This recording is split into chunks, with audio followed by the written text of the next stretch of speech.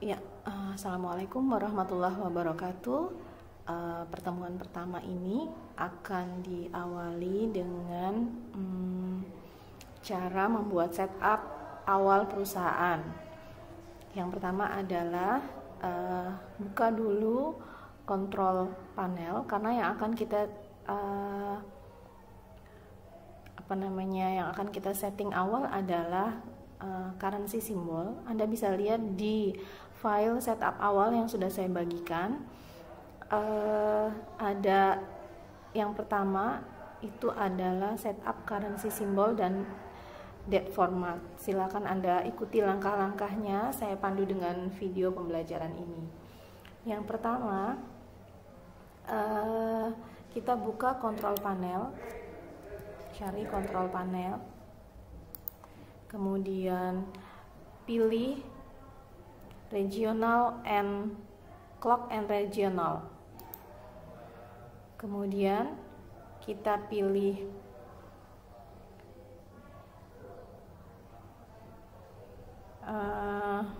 region. Pilihnya adalah English, United States. Kemudian akan muncul, kita pilih additional setting, kemudian decimal simbolnya, currency simbolnya menggunakan dolar, kita ganti menjadi kita pilih Indonesia.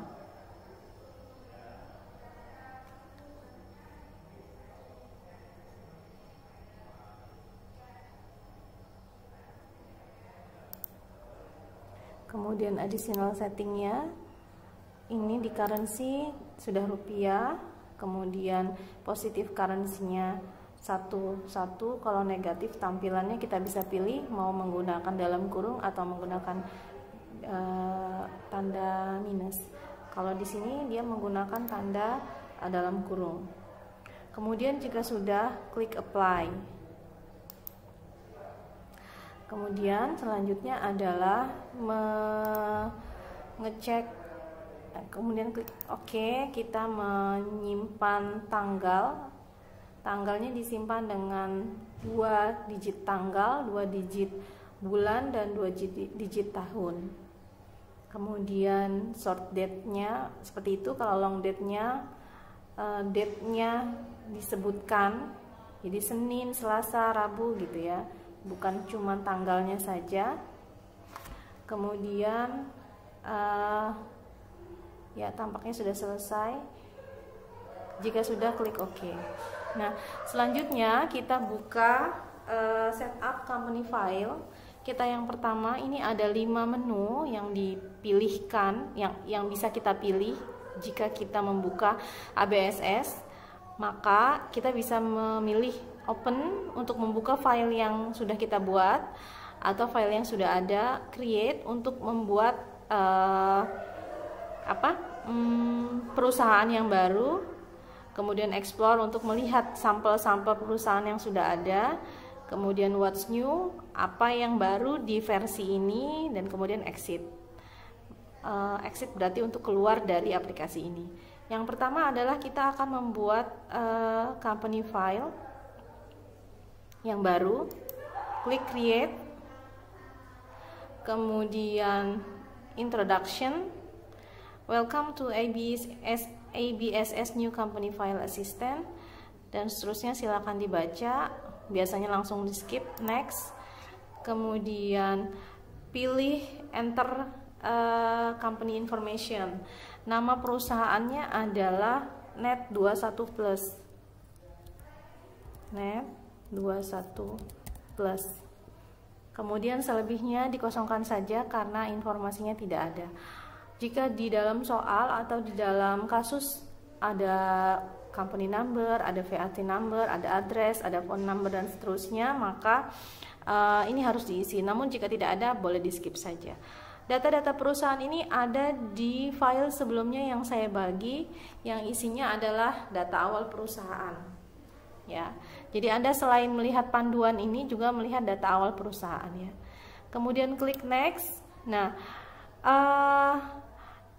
tell us about your accounting year. Jadi tahunnya tahun berapa sih? Kalau tahunnya tahun 2020, maka ini langsung dibiarkan saja. Banyak kesalahan yang terjadi di sini nih. Pada saat current financial year-nya nggak diganti sehingga mengikuti tahun yang berjalan sekarang. Sementara soal ada yang menggunakan tahun-tahun sebelum ini. Di soal ini adalah tahun 2010. Jadi silahkan diganti jadi 2010. Kemudian last month current financialnya 2010, last month of financial year-nya adalah Desember, kemudian conversion month-nya adalah Januari, karena di soal memang disebutkan Januari. Kemudian number of accounting period adalah 13. Kenapa 13? Karena kita menggunakan 12 bulan Januari sampai dengan Desember, kemudian terakhir adalah untuk adjustment ya. Jadi kita menggunakan 13 periode akuntansi.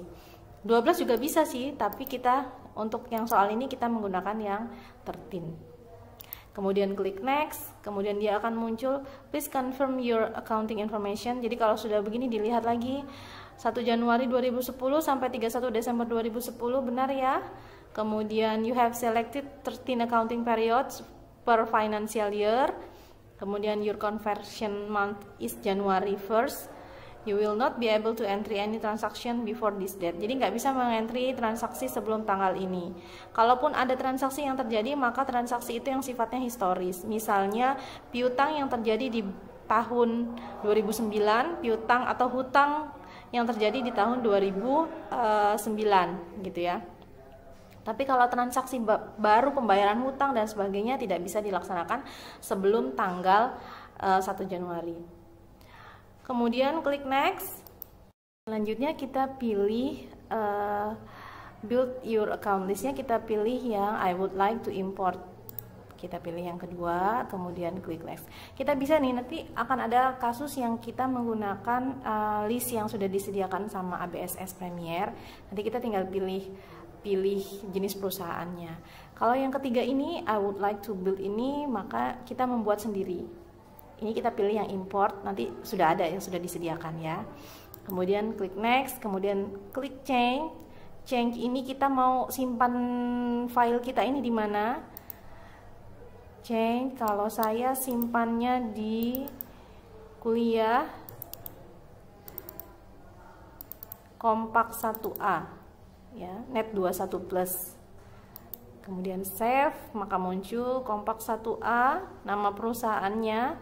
Kalau Anda, saya sarankan untuk menggunakan nama Anda. Jadi pada saat di sini namanya adalah nama Anda. Ya, kalau gitu saya ganti juga di sini jadi nama saya ya.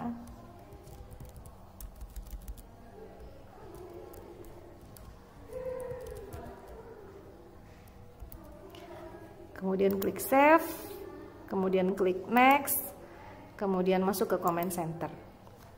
Seperti itu. Mudah-mudahan sampai di sini bisa dipahami. Kemudian kita lanjutkan ke setup company information and preferences. Ya. Kita lanjut ke halaman 16. Yang pertama dari menu bar, pilih setup company information, kemudian edit company information. Ini namanya menu bar. Kita pilih setup. Kemudian kita pilih company information. Muncul Net 21 Plus, di sini serial number-nya dikosongkan saja. Kemudian conversion months-nya Januari 2010, kemudian 13, current ini silakan disamakan. Jika tidak sama maka balik lagi ke awal, silakan Anda buat kembali sampai ini sama. Jika sudah, klik OK. Kemudian berikutnya kita buka setup preferences, kemudian kita lihat apa saja yang akan kita sesuaikan.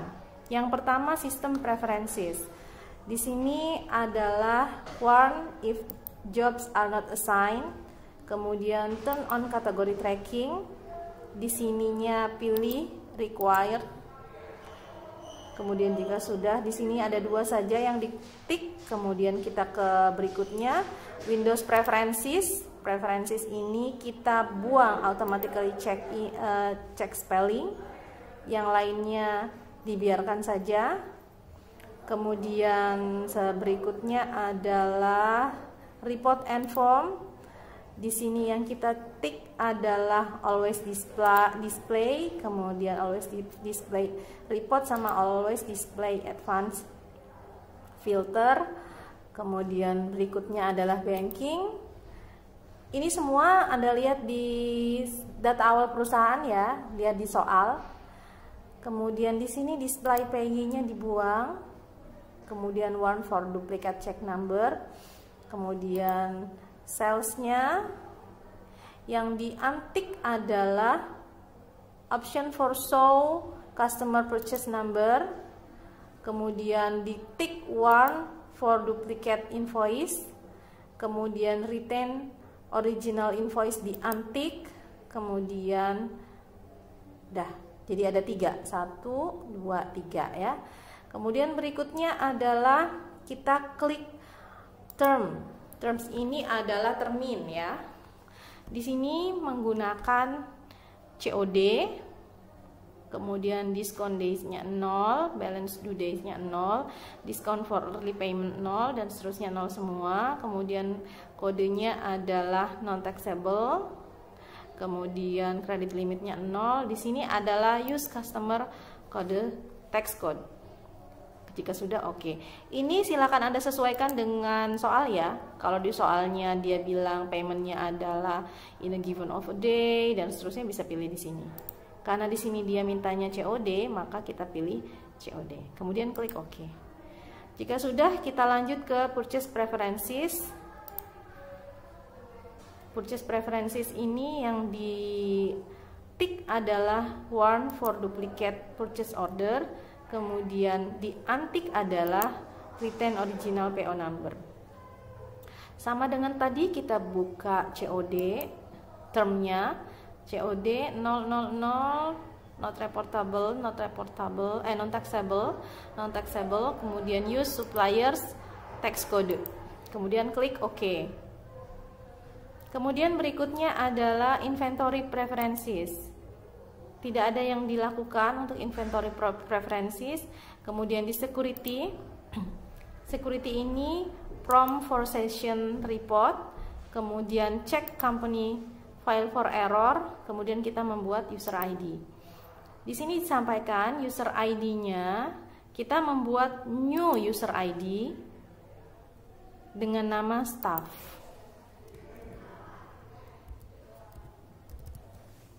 Gak usah dibuat passwordnya, dibiarkan saja. Kemudian klik OK. Nanti akan muncul di sini yang boleh dilakukan sama yang tidak boleh dilakukan untuk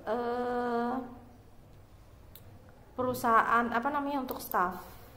Ya, ini Anda bisa lihat di data perusahaan awal. Ya, jika sudah klik OK. Tapi kita tidak menggunakan user ID-nya, nanti hanya akan dilihat apakah Anda bisa membuat user ID atau tidak. Kita tetap menggunakan user ID-nya sebagai admin tanpa password, ya. Kemudian klik OK. Sampai sini mudah-mudahan bisa difahami.